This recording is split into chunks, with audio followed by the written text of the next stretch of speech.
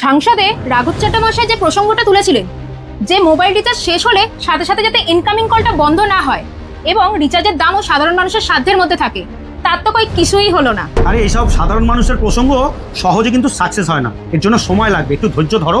আর আমি শুনেছি যে রাঘব চাড্ডা মহাশয় একটা নিউজ চ্যানেলের সামনে একটা দারুণ প্রসঙ্গ তুলে ধরেছেন। কি প্রসঙ্গ? আজ আমাদের মোবাইল নাম্বারের সাথে সমস্ত কিছু লিঙ্ক করা রয়েছে, যেমন আধার কার্ড, ব্যাংকের ওটিপি, ট্রেনের ওটিপি, এমনকি গ্যাস বুকিং পর্যন্ত। আর এই যাবতীয় সব কিছু ইনকামিং কল থেকে শুরু করে আমাদের ফোনে আসা ওটিপি পর্যন্ত বন্ধ হয়ে যায় যখন আমাদের মোবাইলের রিচার্জ শেষ হয়ে যায়। আর এই প্রসঙ্গটা আগামী দিনে সত্যিকারের সাকসেস হওয়া প্রয়োজন, কিন্তু এটা কবে সাকসেস হবে সেটা আমি জানি না। তবে বর্তমান সময় দাঁড়িয়ে তোমার মোবাইল রিচার্জের দাম কমুক আর না কমুক, তোমাকে আমি এমন একটা অ্যাপ্লিকেশনের কথা বলতে পারি যেখান থেকে তুমি যদি ফোন রিচার্জ করো তাহলে তুমি ইনস্ট্যান্ট প্রচুর পরিমাণে ক্যাশব্যাক পেয়ে যাবে। তাই নাকি? কি অ্যাপস তো বলো।